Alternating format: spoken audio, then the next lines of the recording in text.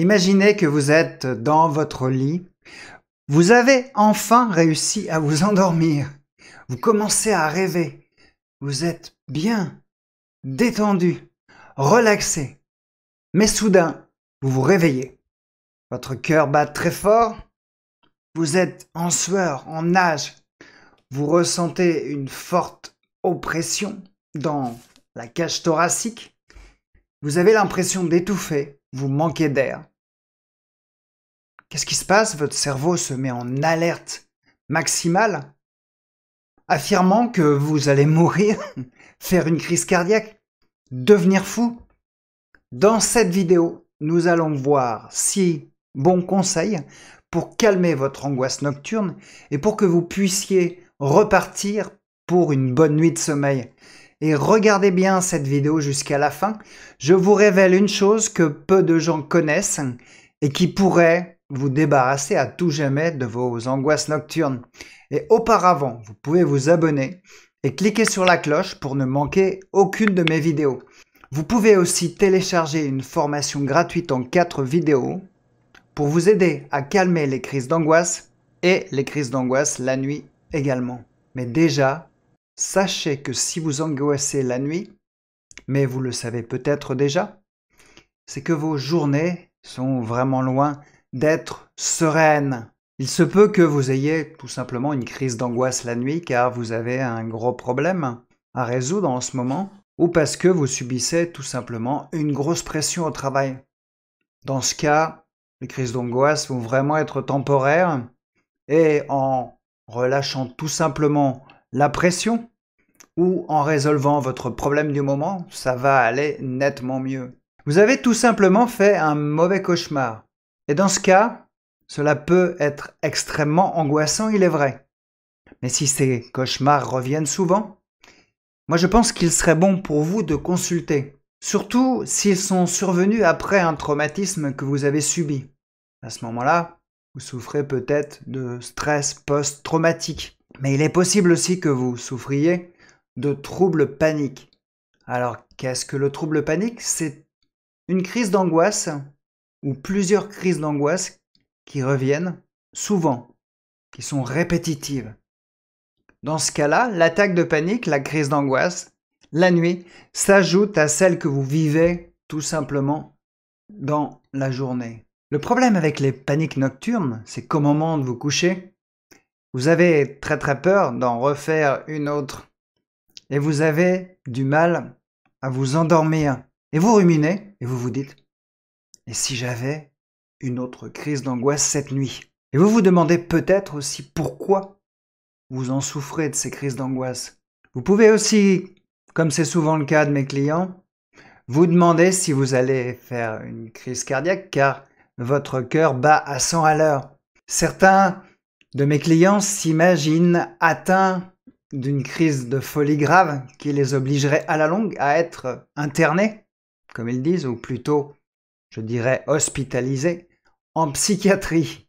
Alors vous passez une bonne partie de la nuit à produire ce qu'on appelle des ruminations mentales. Et je vous invite à regarder une vidéo que j'ai faite sur le sujet. Vous trouverez le lien ci-dessous dans la description. Plus vous avez ces ruminations mentales, ou pensées qui tournent en boucle sans résoudre votre problème, comme le dit Christophe André, psychiatre, sans résoudre votre problème d'angoisse nocturne, moins vous dormez et plus vous allez être enclin à faire une crise d'angoisse. C'est une sorte de cercle vicieux. Mais rassurez-vous, avec mes conseils, vous pouvez vous en sortir. Vous vous demandez peut-être pourquoi vos crises d'angoisse sont beaucoup plus fortes la nuit. Vous vous posez aussi peut-être la question pourquoi les crises d'angoisse sont beaucoup plus terrifiantes la nuit que celles dans la journée. La réponse est toute simple. La nuit, vous allez produire de la mélatonine. Vous connaissez peut-être cette fameuse hormone du sommeil, vous en avez peut-être entendu parler. Et son rôle est de diminuer l'activité de votre corps afin que vous puissiez plus rapidement vous endormir. Mais la mélatonine va aussi ralentir la partie rationnelle de votre cerveau. j'ai nommé le cortex préfrontal. Cette partie vous sert à prendre des décisions et à rationaliser quand vous avez des pensées très négatives. Là, vu que vous produisez de la mélatonine, eh bien cette partie rationnelle est beaucoup plus endormie. Alors, si vous pensez que vous allez avoir une crise cardiaque dans la journée, vous auriez pu vous dire dans la journée que vous êtes en bonne santé, que vous n'avez aucun antécédent familial et que vos bilans sanguins sont très bons. Seulement le problème, c'est que la nuit, votre cerveau est réellement plus engourdi. Et il élabore les pires scénarios catastrophes. Et là, vu que la partie rationnelle, comme je disais, est un peu engourdie, groggy, vous avez beaucoup plus de mal à ne plus croire en vos pensées négatives. Alors vous avez tendance, sans vous en rendre compte, à penser tout simplement que ce que votre cerveau dit est vrai et qu'il va réellement vous arriver une catastrophe. En plus, la nuit, tout le monde est endormi autour de vous. Et vous n'allez peut-être pas, vous n'osez pas réveiller votre conjoint ou votre conjointe. Mais rassurez-vous, ce cauchemar éveillé peut s'arrêter. Et nous allons voir comment en 6 étapes. Alors, comment vous allez faire pour faire face à cette crise d'angoisse la nuit? Bien tout simplement, premier conseil, les conseils tout à fait classiques que l'on vous donne, que vous avez lus partout, dans les blogs, que vous avez vus sur YouTube. Ces conseils sont peut-être classiques, mais ils n'en demeurent pas moins très efficaces. À éviter le café, qui majore l'anxiété. J'ai fait une autre vidéo là-dessus qui pourrait vous intéresser. Le lien est toujours ci-dessous dans la description. Évitez les écrans qui empêchent de dormir à cause de la lumière bleue et qui vont encore une fois retarder la mélatonine qui est l'hormone de l'endormissement. Vous pouvez écrire sur un cahier, et ça c'est une très bonne astuce, tous vos tracas avant de dormir, afin que vous ne les emportiez pas dans le sommeil. Vous allez vraiment les décharger, un peu comme si vous aviez un sac à dos plein de pierres, vous déchargez votre sac à dos. Comme ça, vous pouvez aller dans le chemin du sommeil et être plus léger. Le deuxième conseil, c'est de travailler sur vos pensées négatives, d'apprendre à remettre en question vos pensées de peur. Ça, c'est vraiment une des clés majeures pour sortir des crises d'angoisse la nuit. Si vous avez l'impression d'étouffer et que vous avez l'impression que vous allez mourir, dites-vous que cela est dû simplement, alors je sais, c'est pas facile, que cela est dû à une crise d'angoisse nocturne et que vous n'allez pas en mourir. Et j'insiste lourdement sur cet aspect. Je le répète toujours à mes clients et dans mes vidéos, on ne meurt pas d'une crise d'angoisse. Vous n'allez pas devenir fou. Votre cœur va probablement très bien et vous n'allez pas vous évanouir non plus. Je vous conseille de faire ce travail sur les pensées négatives dans la journée afin que vous puissiez automatiser le processus quand ça arrive la nuit. Et faites-le par écrit, c'est beaucoup plus puissant. Vous allez ainsi reprogrammer votre cerveau et lui apprendre à penser de manière beaucoup plus positive. Aussi, en cas d'attaque la nuit, vous allez avoir beaucoup moins de pensées catastrophiques et votre crise, croyez-moi, va être beaucoup moins forte. Le troisième conseil est que vous pouvez écouter une musique ou une méditation qui vous détende. Choisissez donc votre meilleure musique, votre meilleure méditation, et sachez que le cerveau est très réceptif à la musique et vous en trouverez des tas sur YouTube. Et encore une fois, trouvez votre méditation, votre lien vers les vidéos dans la journée afin de ne pas être surpris la nuit en pleine crise d'angoisse. Parce qu'en pleine crise d'angoisse, vous avez tendance à ne plus réfléchir correctement. Et si vous avez déjà votre plan anti-angoisse nocturne, ça va être beaucoup plus facile, croyez-moi. Vous pouvez d'ailleurs écrire les étapes que vous avez à faire pour calmer l'angoisse dans la journée sur un post-it et le coller sur votre table de nuit. Ainsi, dès que vous avez la crise et que le cortex préfrontal, comme on disait, ne réfléchit plus très bien, vous allez avoir votre post-it, les étapes qu'il y a à faire, et le cortex préfrontal n'aura pas à réfléchir et va reprendre le contrôle.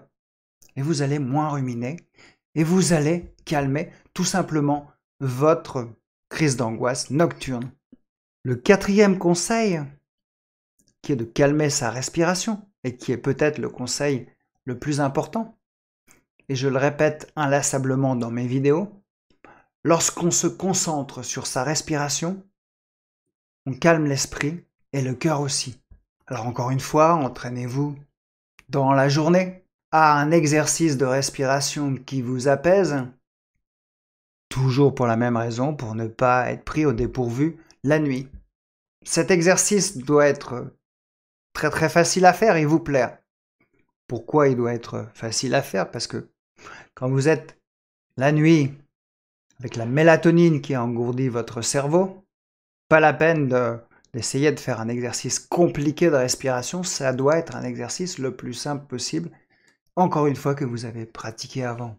Et il est bon aussi de savoir que lorsqu'on fait une crise de panique, on prend vraiment trop d'air. Et pour calmer rapidement votre crise d'angoisse la nuit, il suffit de souffler plus et d'inspirer beaucoup moins. Alors vous pouvez aussi respirer dans un sac en papier que vous allez laisser sur votre table de chevet. Vous allez trouver des vidéos traitant du sujet de la respiration sur ma chaîne YouTube. Allez-y, fouillez et surtout prenez l'exercice qui vous plaît le mieux et appropriez-vous vraiment l'exercice. La cinquième étape, c'est consulter un thérapeute comportemental et cognitif. C'est ce que je fais.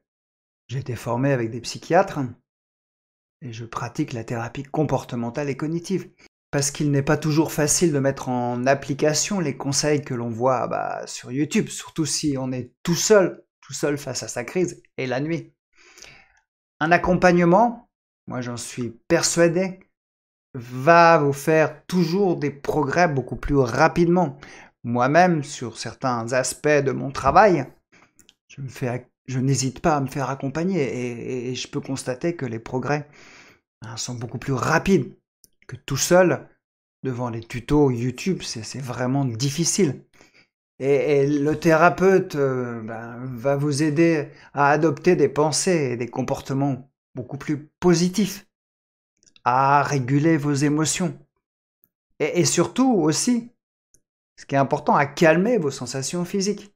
Le sixième et dernier conseil, le plus étonnant, et je pense que peu de thérapeutes en parlent, mais les gastro-entérologues le savent bien et en parlent à leurs clients. Et si c'était votre estomac, le responsable de vos crises, et oui, c'est assez étonnant.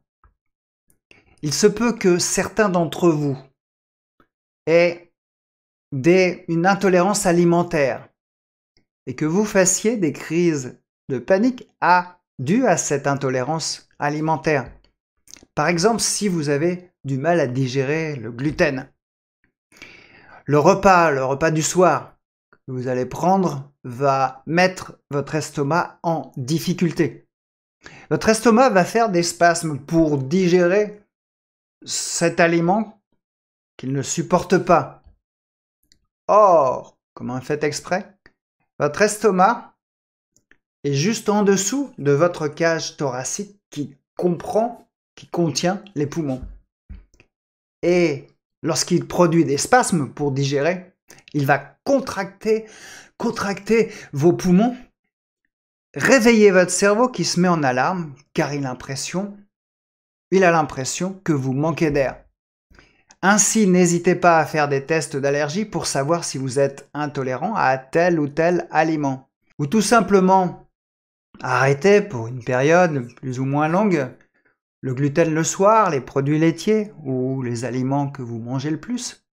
Repérez tous les aliments que vous mangez le plus le soir. Et puis testez. Faites ça, comme je disais, pendant une certaine période. Et vous saurez rapidement si c'est la cause de vos angoisses nocturnes. Et je pense que ça vaut vraiment le coup d'essayer, car certaines personnes ont vu leur crise d'angoisse la nuit disparaître totalement grâce à ce conseil. Testez tous mes conseils et dites-moi dans les commentaires ce qui a marché pour vous. N'hésitez pas à partager cette vidéo si vous pensez qu'elle peut aider d'autres personnes et à vous abonner et cliquez sur la cloche pour ne manquer aucun de mes conseils. À très bientôt pour d'autres vidéos.